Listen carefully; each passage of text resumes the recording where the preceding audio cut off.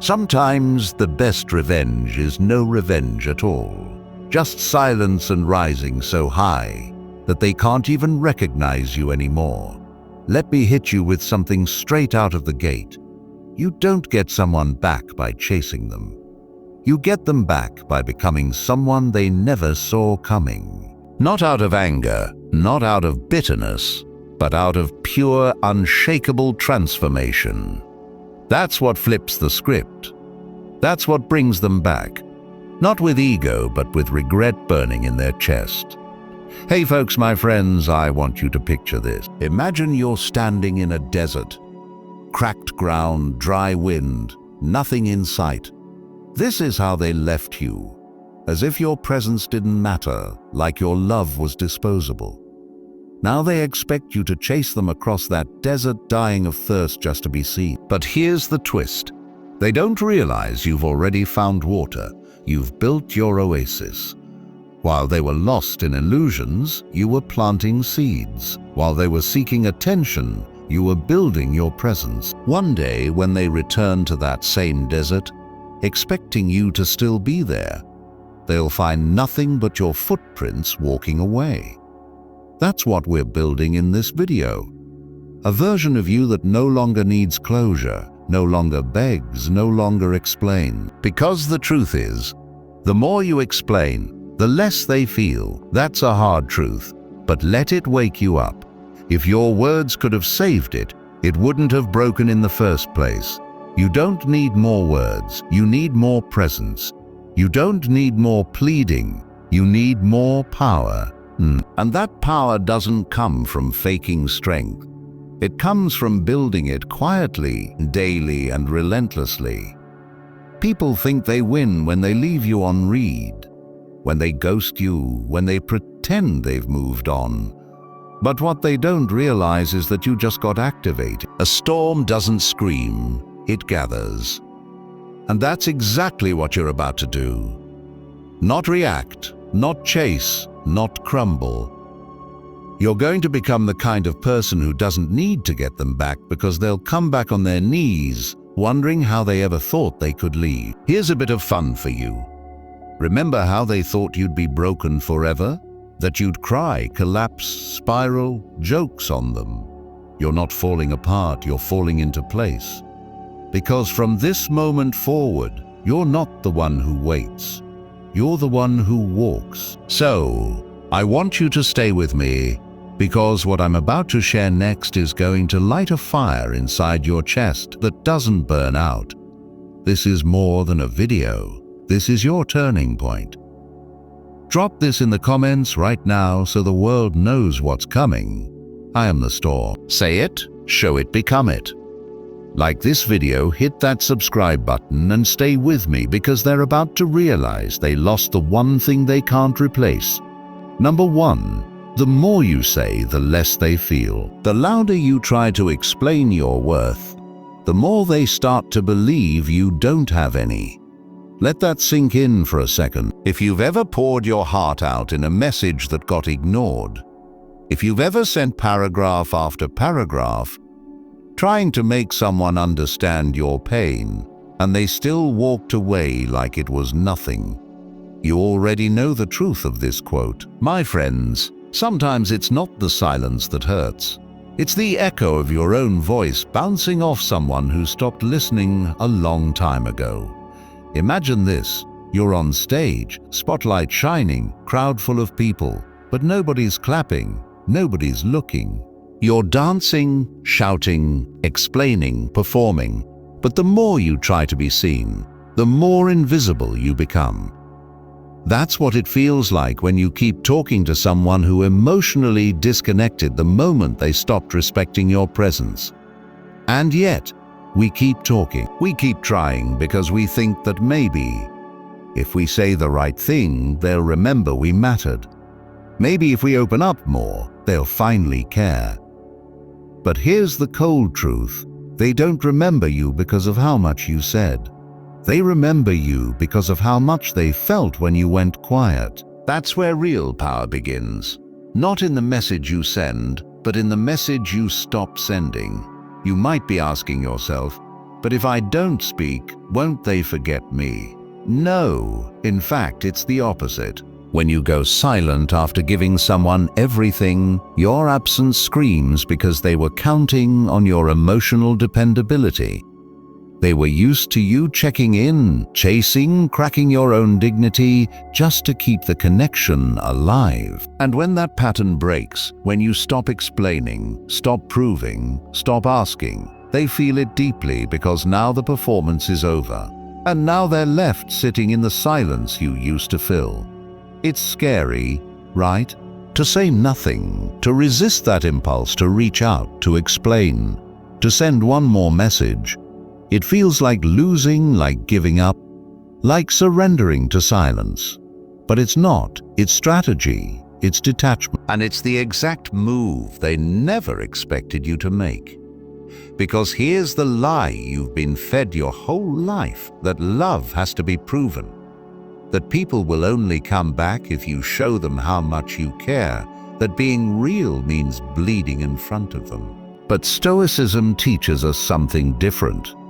That strength is silent, that detachment is divine, and that sometimes the most powerful message you can send is none at all. Do you know what happens when you stop talking? They start thinking. That silence becomes a mirror they can't avoid. They start wondering, why did he stop? Did he move on? Is he talking to someone else? Why doesn't he care anymore? You don't have to answer those questions. Your silence becomes the question. And that's where the obsession begins. Not because you chased, but because you disappeared into your glow-up without a sound.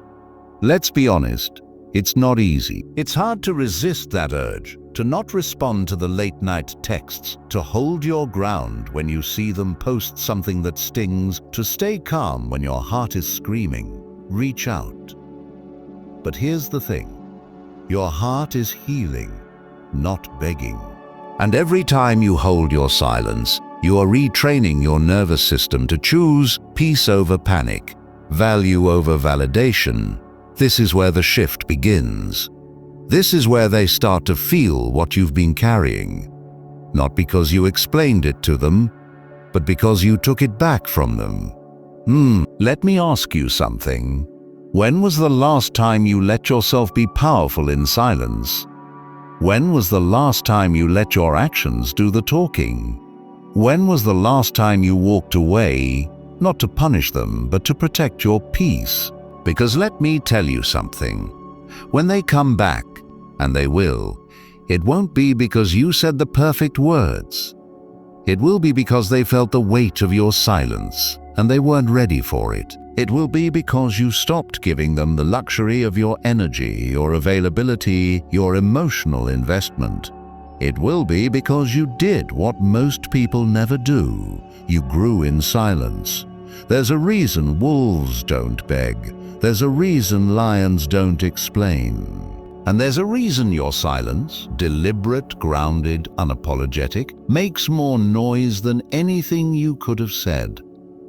When you stop talking, they don't just wonder where you went, they wonder who you've become. So I want you to do this. Pause, breathe, step back from that urge to speak. Let them sit in the silence. Let them hear their own echo.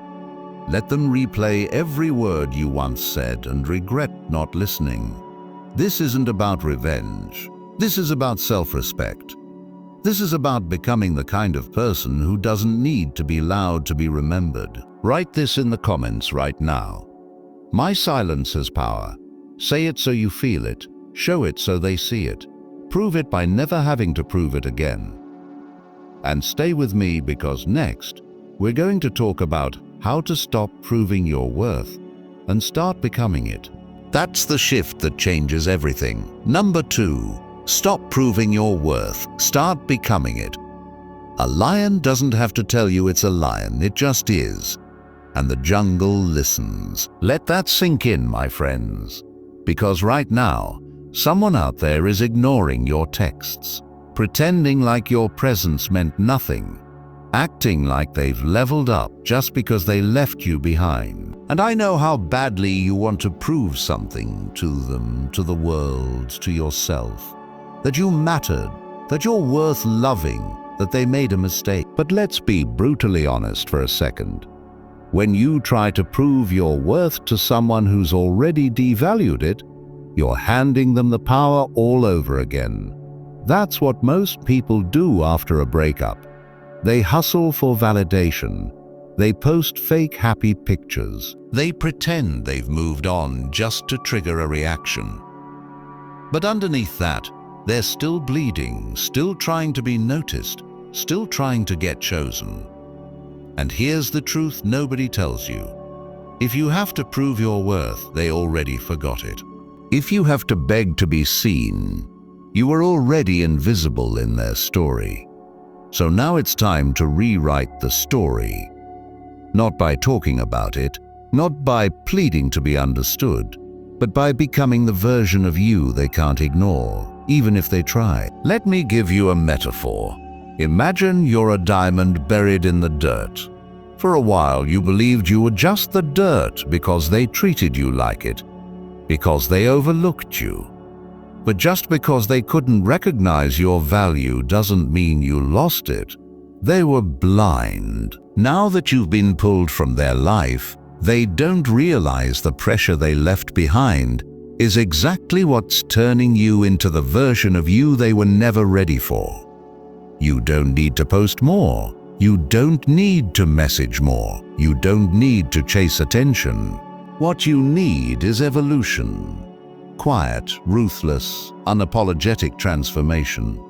People think healing is about forgetting. No, healing is about remembering yourself, the version of you before they confused your heart, before they trained you to settle for crumbs, before they made you believe that love was something you had to earn through performance. Let me break that lie right now.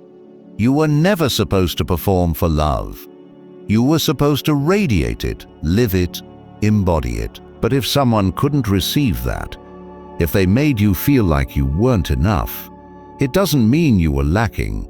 It means they were incapable of seeing light they weren't ready for. And here's the powerful part. The moment you stop performing is the moment your real energy comes back. That's when your body starts healing. That's when your mind clears up. That's when your presence stops being about proving and starts becoming about existing as someone who knows who they are. You want to get their attention? Don't try, just grow. Not for them, but in spite of them. Start waking up earlier, start hitting the gym. Start learning that skill you always said you would. Not because you're trying to show them anything, but because you finally remembered that your life is yours. You want to shake their world? Don't tell them what they lost. Become so focused, so radiant, so detached, that they can feel the version of you they'll never meet again. That's how it works. Growth is magnetic. Presence is power. Silence is strategy. You don't get people back by shouting. You get people back by rising so far, so high, so quietly that their soul starts craving the energy they once overlooked. And don't worry if they don't notice right away. That's part of the process. Because while you're building, they're still watching. They may act like they're unbothered. But trust me, people feel when you stop orbiting around them. The energy withdrawal is real. And when they feel that silence growing louder, that's when the regret kicks in. But by then, you won't even be the same person anymore. That's the irony. They come back when the old version of you no longer exists, and now they're the ones trying to prove something. So stop proving. Start becoming. Not because you're trying to get them back, but because you're finally done giving your power away to someone who couldn't handle it. Write this in the comments right now. I'm not proving, I'm becoming. Let them see it, let you see it, let the world feel it, and stay with me because next, We talk about mystery and why becoming unpredictable is not a game, but your most dangerous weapon. Number 3. Mystery isn't a game, it's a weapon. The moment they can predict you, they stop craving you. That one stings, doesn't it? But it's real, it's raw, and it's the truth that's been hiding in plain sight. Every time you sent a good morning text, hoping they'd feel something. Every time you poured your heart out thinking they'd finally understand. Every time you explained your silence, apologized for your emotions, and tried to prove you were different, loyal, and worth staying for. These actions all contributed to a harsh truth. When someone already feels like they've figured you out, your value starts fading in their mind. Because mystery isn't just attraction, it's survival in a world where emotional predictability gets punished.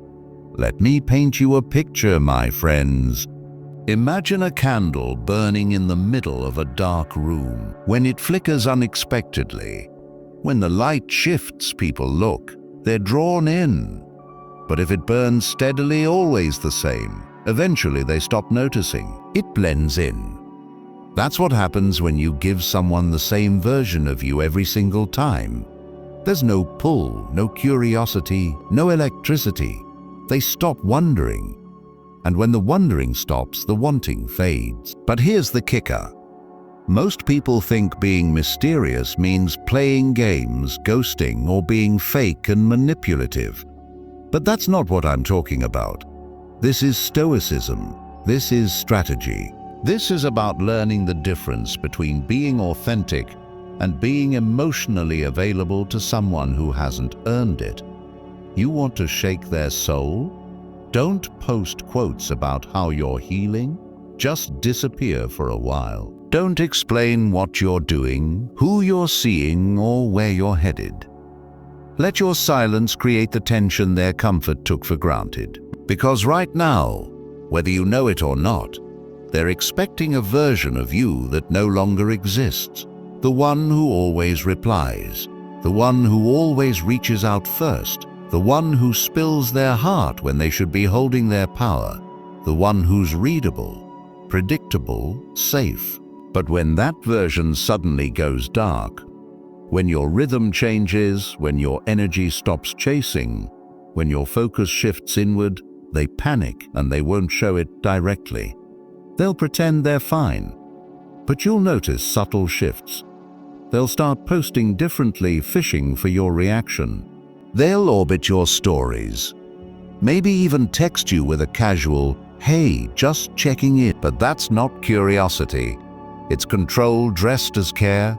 They want to know if they still have access. But your past access, you're in a new frequency now, one they don't have the key to. Here's why mystery is your weapon. It forces them to confront what they don't know anymore.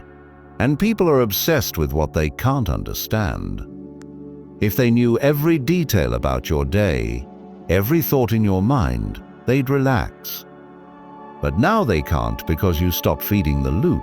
You stepped out of the role they scripted for you. And now they're confused. And in that confusion, you become interesting again. Mystery repositions you. It takes you from the one who got hurt to the one they can't figure out anymore. In relationships, especially the ones where they thought they held all the emotional leverage, this is the beginning of psychological reversal. The roles flip, the tables turn. The one who was begging is now silent. And silence, folks, is terrifying to someone who relied on your reactions to feel powerful. Now, I know what you might be thinking, but what if I lose them completely if I don't say anything? Let me be blunt.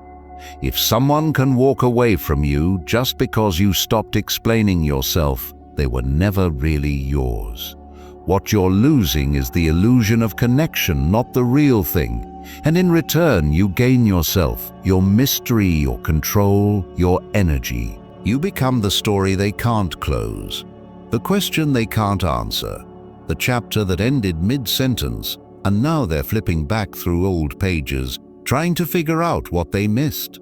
That's not manipulation. That's restoration of your time, your dignity, your power. And the beautiful part, you're not even doing this to get them back. You're doing it because you finally realized you're not entertainment, you're evolution. Not everyone deserves front row seats to your becoming. So here's what I want you to write in the comments right now. I'm no longer predictable. Let that be your affirmation. Let it ring loud in a world that expects you to break, beg, or explain. You don't owe anyone clarity who couldn't handle your presence. You owe yourself your mystery. And stay with me, because next we're going to shift their entire reality. Not by saying a word, but by changing yours. That's where the comeback truly begins. Number 4, shift their reality by shifting yours. When you change your frequency, they can no longer tune into you the same way. And that's when the panic begins. Let's get straight to it, my friends. If you want them to feel your absence so deeply that it shakes the foundation of everything they thought they knew about you, you don't start by calling them out. You start by calling yourself up. You shift your reality. You shift your energy. And suddenly they're not talking to the same version of you anymore. See, most people think getting someone back is about doing something to them. A post, a text, a reaction. Something that hits their nerves and makes them miss you. But real power doesn't come from targeting their emotions. It comes from transforming your own. When your mindset shifts, your vibe shifts.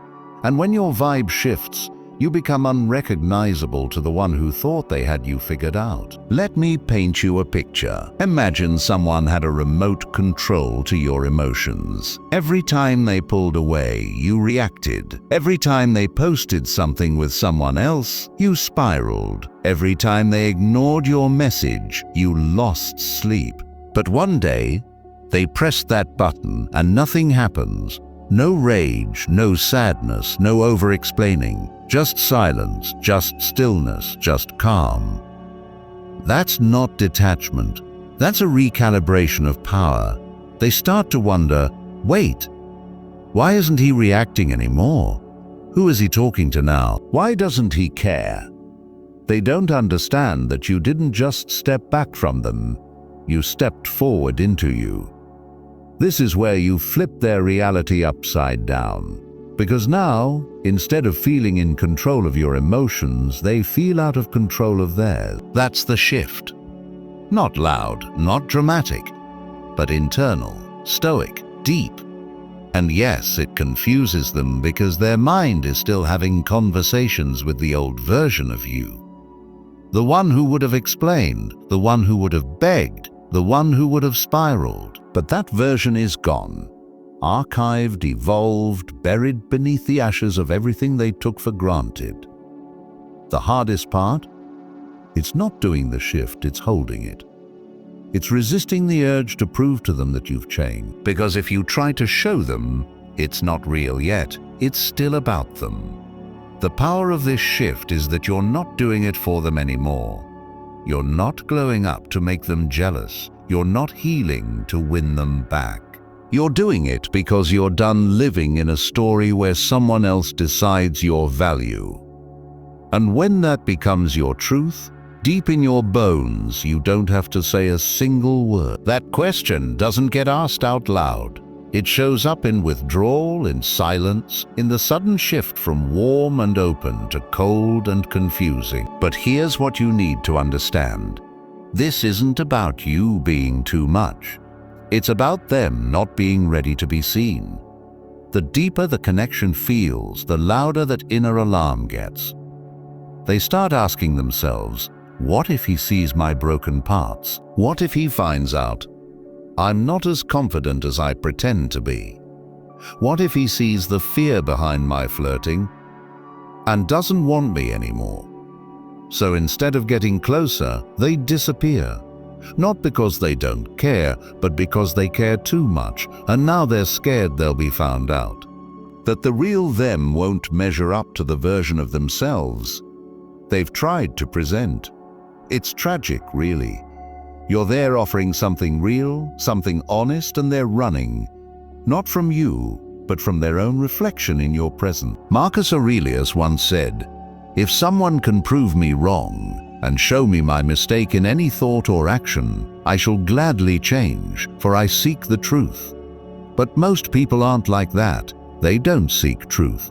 They hide from it, especially when it's their own. Because truth means vulnerability, and vulnerability is where people get hurt. Some of you listening right now have been on the receiving end of this. You didn't just feel ignored, you felt erased, ghosted, like everything was real one day and then gone the next. And it shattered you because you knew it wasn't fake. You felt that connection, but you blamed yourself when it disappeared. Here's what I need you to stop doing. Stop blaming yourself for someone else's inability to be emotionally naked. You are not responsible for someone else's fear of being seen. What you're offering is clarity. What you're radiating is presence. What you're giving is safety. For someone who has never felt safe in love, that's terrifying. So what do? You don't chase. You don't beg them to open up. You don't start explaining yourself or asking what you did wrong. You remain still. You become the lighthouse, not the wave. You stay lit, grounded, and let their emotional tides do what they need to do without letting them flood you. Here's the paradox. The more someone fears being seen, the more they need someone who won't run when they reveal themselves. Ironically, it's your ability to not react when they withdraw that proves you're safe. When they test you with silence, you don't flinch. When they stop sending the good morning messages, you don't panic. When the energy changes, you don't start thinking you changed. You remember this isn't about your worth. It's about their readiness. It's not that you were too much. It's that your clarity made their chaos impossible to ignore. Some people would rather retreat back into confusion than sit in front of someone who sees everything. You're not there to convince anyone to be ready for love.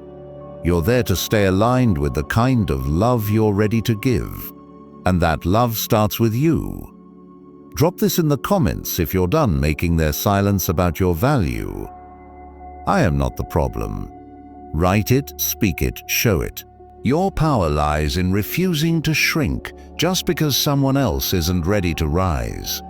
What we're about to reveal next is going to expose the deep-rooted past pain they've been carrying and why you triggered it without even knowing. Stay with me. We're not done yet. Number 5. They've been hurt before, and love feels like risk, not reward. When someone's been burned by love, even kindness feels like fire. Let's get real about something most people don't talk about. Past pain doesn't just vanish because a good person shows up. You could be the calmest, kindest, most emotionally available soul they've ever met, and they might still pull away. Not because they don't appreciate you, but because you remind them of what hurt them.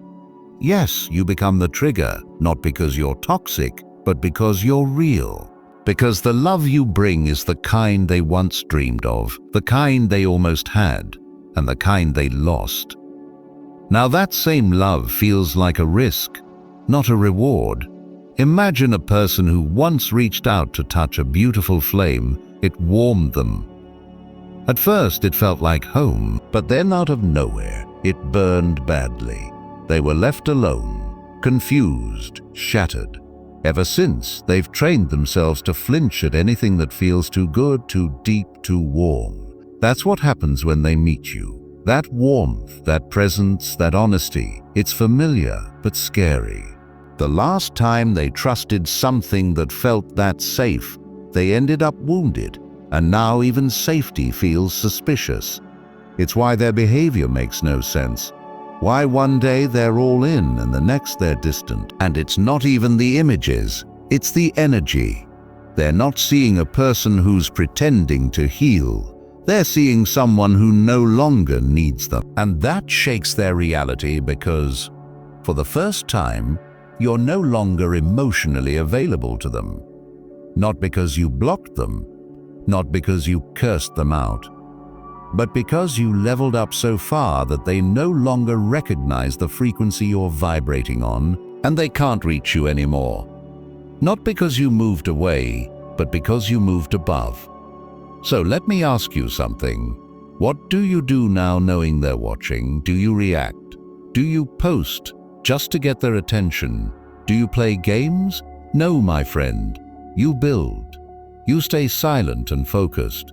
You keep rising without broadcasting every step. Let your glow speak. Let your peace echo. Let your new life whisper to their guilt in ways your words never could. Because when someone has to watch you become everything they underestimated, that's the kind of pain they feel in private. At night, alone with no one to tell, no one to blame, and nothing to distract them from the reality that you're no longer theirs. They're watching, not because they miss who you were, but because they can't believe who you've become. So write this in the comments right now. They watch, I rise. Let that be your reminder. Every time you feel the urge to check their profile, every time you wonder if they care, every time you doubt your worth, you don't need to prove anything anymore. You just need to keep becoming. And stay with me, because next, we're going to destroy one of the biggest traps after a breakup, the lie of needing closure. I promise what's coming will free you more than any explanation ever could. Number 6. You were never the one who needed closure. The ones who demand closure often aren't seeking truth, they're seeking control over how the story ends. Let that one hit, my friends, because if you've ever sat in your room replaying the last message, the last call, the last moment they walked away, wondering why it ended, how it ended, and what you could have done differently, this one's for you. You've been told over and over again that you need closure to move on, that you need one final conversation, one last explanation, that if they could just give you those missing puzzle pieces, the pain would stop eating you alive. But here's the lie. You don't need closure from them. You need clarity from yourself. They ghosted, they left, they breadcrumbed you, maybe even gaslit you on the way out. And now your mind is screaming, I need to understand, I need to hear the truth. But the truth isn't going to come from their lips. And if it does, it'll be filtered through guilt, ego, self-preservation, or worse, manipulation. You don't want that. What you really want is peace. And peace doesn't come from their apology. It comes from your evolution. Let me give you a metaphor, folks. Imagine a movie theater. You've been watching a story unfold, 2 characters, one love story, one dramatic twist. And right when you're about to find out what happens, the projector shuts off, lights on, movie over, no ending. You sit there shocked, confused, maybe even angry. How could they end it like that? But the person next to you is already walking out, laughing, moving on. They didn't need the final scene. They accepted it. You didn't, because you were still emotionally invested in a story that was no longer being written. That's closure. You sitting there hoping for an ending that they've already walked away from. And I get it. You want justice. You want the truth. You want them to say, yes, I messed up. Yes, you mattered. Yes, you were enough. But here's the twist. Even if they did say all of that, it still wouldn't be enough. Because what you're craving isn't information, it's validation. You want to feel seen. And if you're still chasing closure, then you're still giving them the power to define your worth. You were never the one who needed closure. They were. They're the ones who should sit with what they did in silence. They're the ones who should be haunted by what they threw away. You, on the other hand, you don't owe anyone your confusion anymore. You don't owe anyone your heart on a platter. You owe yourself freedom. And freedom looks like this. You don't wait for a final message. You don't reread the old texts. You don't sit around wondering if they'll ever come to their senses. You wake up and decide the chapter is closed. You're not reopening it just because they left the door messy. You reclaim your narrative. You stop giving someone else the pen. You stop letting the silence make you feel unloved. Because, let me tell you something, they know what they did. They know what they lost. They know exactly how deeply you cared. But instead of standing up and being accountable, they chose the easy way out. Disappear, detach, deny. And now you're here holding the emotional weight of a goodbye they never had the courage to say. But you don't need their courage, you just need your own. I know it's hard, I know you want answers, but answers won't build your future, action will. And the moment you stop chasing closure is the moment you start building something they can't interfere with anymore. You know what's even better than closure? Silence that echoes with your growth, becoming the version of you who doesn't need to be chosen, explained to, or validated. Becoming so focused, so healed, so grounded, that their absence stops feeling like a hole and starts feeling like a gift. Because in that space they left behind, you found yourself, and that version of you, they don't get to know anymore. Write this in the comments right now. I don't need closure. I am the closure. Say it for the version of you that waited by the phone. Say it for the one who begged for answers. Say it for the you who forgot how powerful it is to walk away without a single word. And stay with me, because next, we're going to unlock one of the most magnetic forces in emotional psychology. How emotional distance creates a pull they can't resist, even when they try. You won't want to miss what's coming. Number 7. Emotional distance creates a magnetic pull. You don't attract by chasing. You attract by standing still in your power and letting their emptiness echo without you. Let's talk about something the world doesn't teach you, but life forces you to learn. Emotional distance isn't cold, it's magnetic. When someone pulls away from you, the instinct is to reach, to grab, to explain, to fix. That's human, that's emotional. But that's also exactly why they stop feeling you. Because when you run toward them while they're walking away, they only see desperation, not depth. But when you stop, when you stand still, centered, silent, when you stop emotionally reacting and start emotionally detaching, that's when they feel the shift. Think of it like this. Ever been walking on a sidewalk and someone bumps into you without saying a word? You might brush it off. But now imagine walking and suddenly noticing that same person who used to always be next to you, always greeting you, always showing up, isn't there anymore. You look around and the space they used to fill is just gone. That absence doesn't feel casual, it feels loud. That's the same way emotional distance hits. Not with shouting, not with games, but with pure unwavering silence. When they can no longer reach your energy, no longer access your emotions, no longer feel your reactions, it creates a vacuum, a magnetic pull, because people feel most drawn to the emotions they no longer get to feed off. And when someone was used to feeding off your need, your love, your longing, your emotional absence hits harder than any insult ever could. And here's the beautiful part. You don't have to force anything. The less you explain, the more powerful your presence becomes. The less you react, the more unpredictable you appear. And that unpredictability creates obsession. They start asking themselves questions they never asked before. Why aren't they reaching out?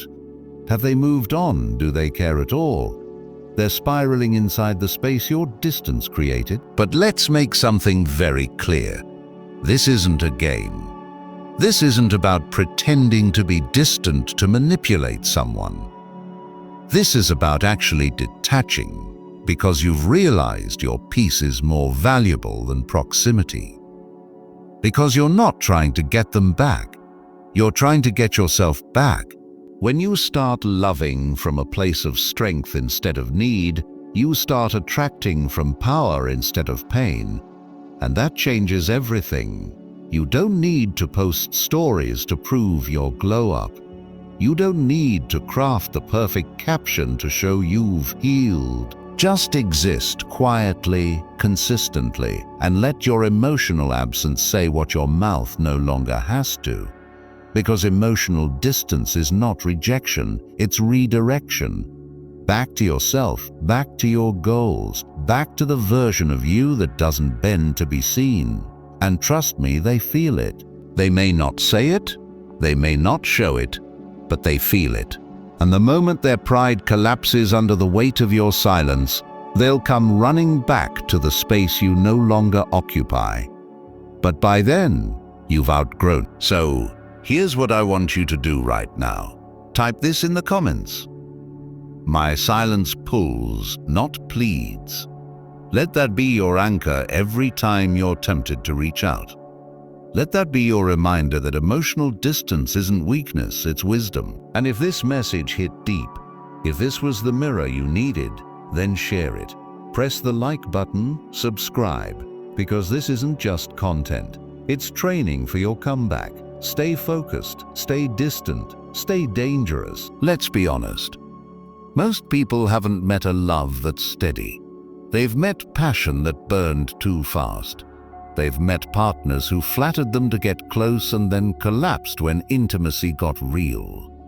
So now they retreat to see if you'll disappear with the distance.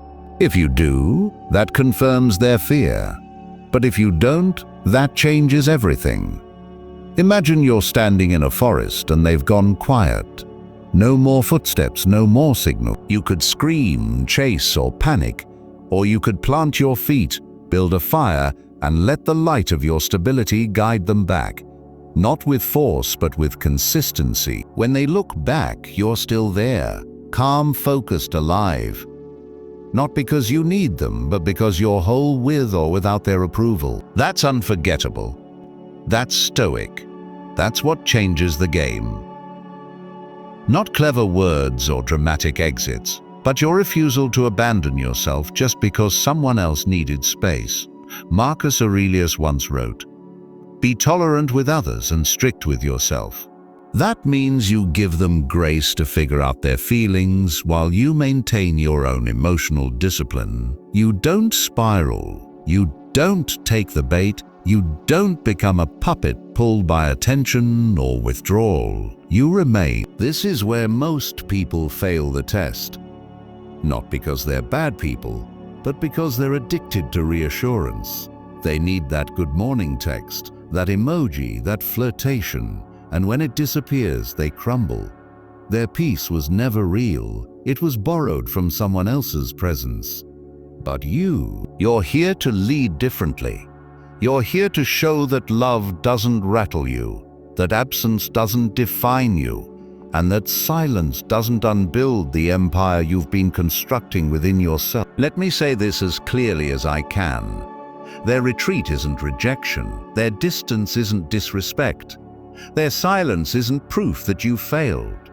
It's a mirror, and what you do with that mirror determines everything. So if you're feeling that void, if the attention that once flowed like a river has dried up, breathe. This is not the time to react. This is the time to reveal. Reveal your inner strength. Reveal your emotional independence. Reveal the version of you who doesn't flinch when affection fades. The truth is, they're watching, whether they admit it or not. They're watching to see if your calm was real or just convenience. They're watching to see if your presence disappears when their praise does. When you show them that your peace is not dependent on them, you become unforgettable. Not because you forced them to stay, but because you didn't fall apart when they left. So if you're walking through this right now, I want you to type this in the comments and show it to yourself and the world. My calm is unshakable. Say it, mean it, live it, let it echo through your silence. If this message reminded you of your power, your worth, your center, hit the like button. Subscribe if you're ready to lead with presence instead of panic, and share this with someone who needs to remember that silence isn't the end of the story. It's where your power begins. Stay grounded, stay sharp, stay you, because if they're meant to return, they'll only recognize you by the fire you refuse to put out.